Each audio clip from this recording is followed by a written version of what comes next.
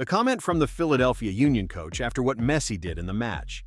Philadelphia Union head coach Bradley Carnell appeared at the press conference after the defeat against Inter Miami with an obvious mix of frustration, exhaustion, and realism, as if he were still trying to process what had just happened on a completely out-of-control night. Because it was not an ordinary defeat. It was not one of those matches where a team simply plays badly, concedes an early goal, and never manages to react. It was something much more painful for Philadelphia. His team scored 4 goals, started by winning 2-0 in just 10 minutes, took a 2-goal lead again after Miami's first goal, reached halftime tied 4-4, and still ended up losing 6-4 in a match that seemed to have too many lives, too many blows, and too many moments that were impossible to explain. Carnell sat in front of the journalists with a serious face, like someone who knows his team did many things well, but also made mistakes that were far too big against an opponent that does not forgive. He took a deep breath before speaking. He looked down for a few seconds, adjusted himself in the chair, and made it clear that what hurt him the most was not just the result, but the way the match slipped away. Because Philadelphia had started with impressive intensity. Milan Iloski scored in the 4th minute, then scored again from the penalty spot in the 10th minute, and for a moment it looked like Inter Miami was completely overwhelmed. But when Lionel Messi is on the other side, the feeling of control can last only a few seconds. Carnell began by saying, in a calm tone but loaded with emotion, "When you face a player like Lionel Messi, the match is never truly under control. You can be winning by 2 goals. You can feel like you are executing the plan well. You can think you have the opponent exactly where you wanted them. But Messi changes the energy of a match with a single ball. He does not need to run more than everyone else. He does not need to touch the ball 100 times. He does not need to score 3 goals. All he needs is one pause, one look, one decision made before everyone else, and suddenly everything you built starts to shake." The Philadelphia coach paused and then continued, as if he were going over each play one by one. He spoke about the opening stretch of the match, that start in which his team seemed to completely surprise Inter Miami. He said Philadelphia came in with courage, pressed high, found spaces, and hurt them quickly. But he also admitted that the problem began when the match turned into an open exchange. Because against a team with Messi, Suarez, Berterame, and DePaul, a back-and-forth match can be a trap. You can feel like you are close to scoring another goal, but at the same time you are leaving spaces for elite players to find their way back. About Messi's first assist, Carnell was especially clear.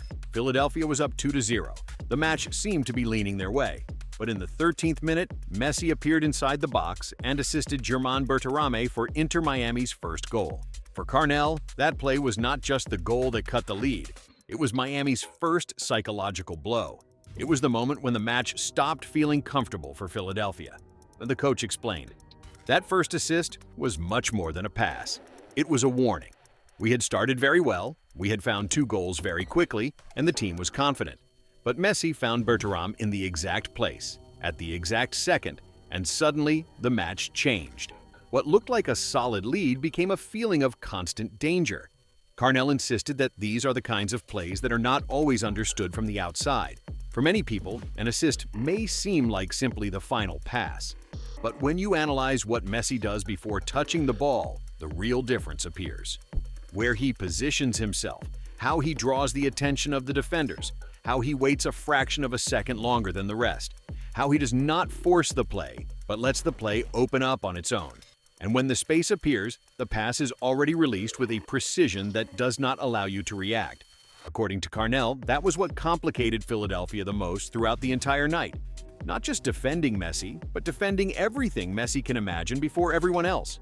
Then came Bruno Damiani's goal for Philadelphia in the 20th minute. The 3-1 gave the Union some breathing room again. At that moment, Carnell felt his team had responded the right way. They had absorbed Miami's first blow and had stretched the lead again. But even then, the coach admitted that the match never felt stable again. Because Inter Miami did not panic. They did not lose patience. They did not stop searching. And with Messi on the field, every attack seemed to have a hidden possibility. Carnell explained that Miami's second goal, scored by Luis Suarez in the 29th minute, put pressure back on his team. Although that play did not come directly from Messi, the coach pointed out that the Argentine's presence changes the way the entire attacking front is defended. He said Philadelphia started worrying too much about closing the paths toward Messi, and that created other problems. When you have Messi near the box, no defender feels completely free. Everyone is thinking about him.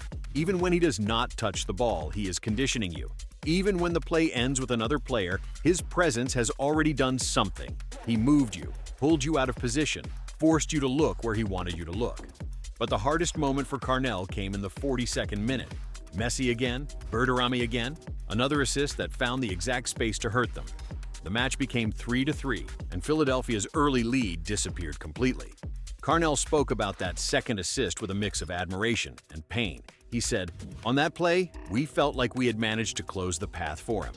Messi was near the edge of the box. It did not seem like he had such a clear passing lane, but that is what makes him different. Most players need visible space. Messi does not. Messi creates space with his eyes, with his body, with the exact moment when he decides to release the ball. By the time we reacted, Berterame was already finishing." The coach explained that this play was a very harsh lesson for his defense, because it was not a massive lapse in concentration or an outrageous mistake. It was a sum of small details, a defender hesitating for half a second, a midfielder not arriving in time to close the line, a tiny space between two players. Against most opponents, that might mean nothing. Against Messi, it means a goal. Carnell said that this is the most unfair part of facing players at that level. The margin for error practically disappears. What might be fixable in another match becomes immediate punishment against Messi. Then, Suarez scored the 4-3 in the 44th minute. In just 15 minutes, Inter Miami had gone from being down 3-1 to leading 4-3. Carnell admitted that stretch was emotionally devastating. Philadelphia had scored 3 goals in 20 minutes, but still found itself losing before halftime. The coach said that sequence perfectly sums up the difficulty of facing Inter Miami. You can hurt them, you can find goals, you can force them to suffer, but if the match breaks open, they have players capable of transforming everything in a matter of minutes. However, Philadelphia still had a response. Milan Iloski converted another penalty in the 8th minute of first-half stoppage time and completed his hat trick to make it 4-4 before the break. Carnell valued that reaction. He said his team showed character, personality, and pride. But he also admitted that going into the locker room with 4 goals scored and no lead was a worrying sign. Normally, if you score 4 goals in one half, you should feel like you are very close to winning. But we went into halftime knowing the match was still open, and that speaks to how dangerous Miami was every time they attacked. In the second half, the pace of the match dropped a little, but not the tension. Carnell said his team tried to reorganize, close spaces better, and prevent the match from continuing to be a blow-for-blow exchange. But the mental exhaustion was already enormous. Too much had happened in the first half. Too many goals, too many emotions, too many plays that were difficult to control. And even though Messi did not score, his influence still carried weight. Every time he received the ball, Philadelphia dropped back a few meters. Every time he turned, someone hesitated. Every time he lifted his head, the defense prepared for something that had not happened yet. Carnell also spoke about Messi leaving the match in the 73rd minute. The Argentine was replaced by Matteo Silvetti after showing physical discomfort, and it was later reported that he was suffering from an overload associated with muscle fatigue in his left hamstring. For the Philadelphia coach, that substitution did not change the fact that Messi had already left his mark on the match. He said, "When Messi came off, the damage had already been done. He had already given 2 assists. He had already forced our defense to play under permanent tension. He had already changed the rhythm of the match." That is the impact of great players. They do not always need to be there for 90 minutes to decide a night. Even without Messi on the field, Inter Miami found a way to close out the match. In the 81st minute, Luis Suarez scored the 5-4 and completed his hat trick. Carnell described that goal as the definitive emotional blow. Philadelphia had resisted for much of the second half, had tried to hold on to the draw, but once again an action inside the box ended up punishing the team. And when Rodrigo de Paul scored the 6-4 in the 93rd minute, the feeling was already one of total finality. There was no time or energy left for another reaction. Carnell then directed sincere words toward his players. "I am not angry with them. They made an enormous effort. They scored 4 goals away from home, competed, struck first, and never stopped trying. But there are nights when effort is not enough if you make mistakes against players of this hierarchy. We have to accept the pain, analyze it, and learn. Because you cannot concede 6 goals and expect to leave with points, even if you did many things well in attack." He was also very honest when talking about Messi. He said the hardest part of facing him is not only his technique, his passing, or his precision. The hardest part is the mental pressure he creates.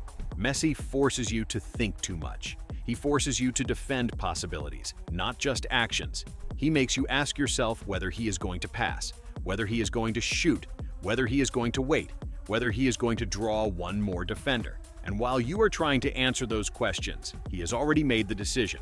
That is the difference between an excellent player and a historic player. To close, Carnell spoke about what Philadelphia must take from a night like this. He said the team will watch the videos again, analyze the goals, the turnovers, the distances between the lines, and the defensive decisions. But he made it clear that the analysis should not come from blame, but from responsibility.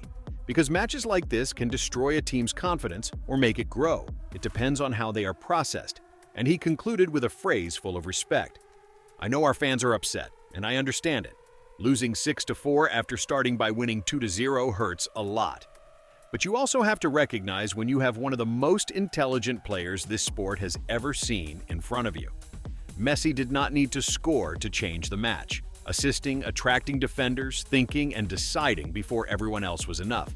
And when a player can do that, after so many years, in so many different scenarios, the only thing you can do is respect him, learn, and prepare for the next time."